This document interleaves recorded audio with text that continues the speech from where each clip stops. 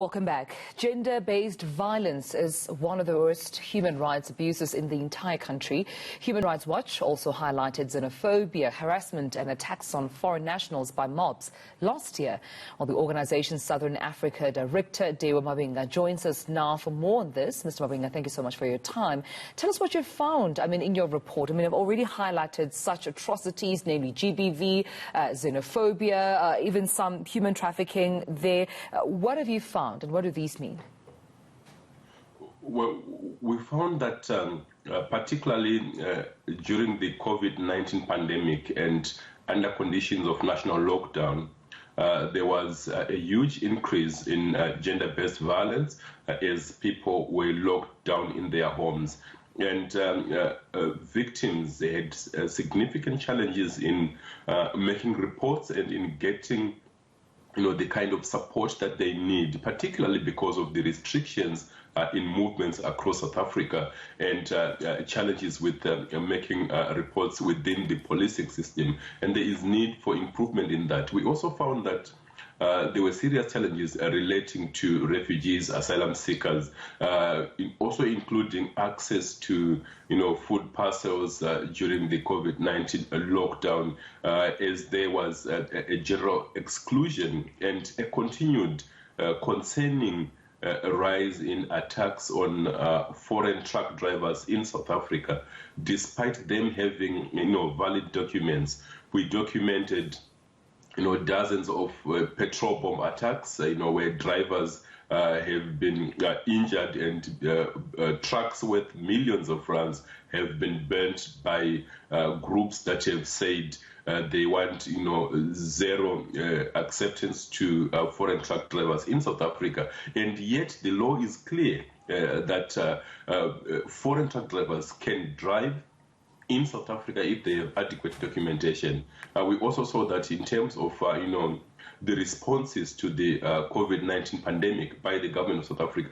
Initially, it was a robust response, but later on, there was a bit of lack of consistency, and perhaps the government might have dropped the ball, resulting now in a huge spike in the numbers and, of course, a heavy-handedness by the law enforcement in some parts of the country in the enforcement of the regulations. And that's where I wanted to come to say, what does this report then say about, the enforcement of law and order in the country, especially when, government is also dealing with a pandemic? Are we saying that there were loose screws around, the justice system, which have allowed criminal activity to just exorbitate during this time last year?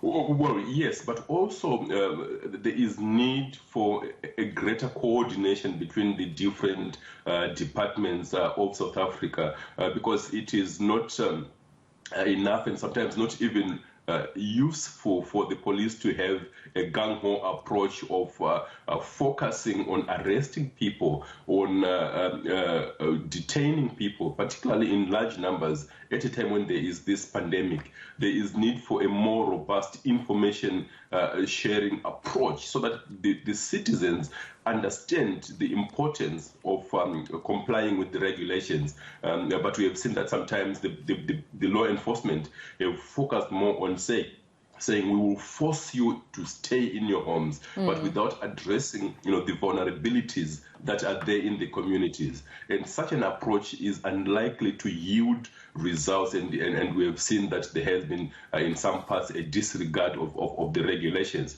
But also, I think much more importantly, we have seen that there has been a huge challenge with the policing at the borders, particularly the Beitbridge border post.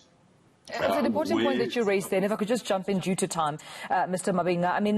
You also highlighted a conversation that we've had extensively right here on eNCA around, nutrition, particularly school nutrition programs that have affected millions of children. What have you found there? Well, we found that the pandemic has resulted in millions of children being out of school, and also their failure to access, adequate food, and which has affected their nutrition. And we have said that, the authorities need to deliberately focus on ensuring that the rights of the children are properly secured during the pandemic, because often enough they are overlooked, and there is insufficient focus to ensure the rights of the children are protected, including to education as well as to food, adequate food. And I know that this was, basically a report highlighting what you found last year, but has it gotten better, do you think, especially when we look at school program nutrition? Because some of these children, we understand, depend on this food. This is some of their only staple food, which they found at school. Hence, it was important for advocates and activists to ensure that they still receive this food, irrespective of the pandemic still going on, as well as the lockdown.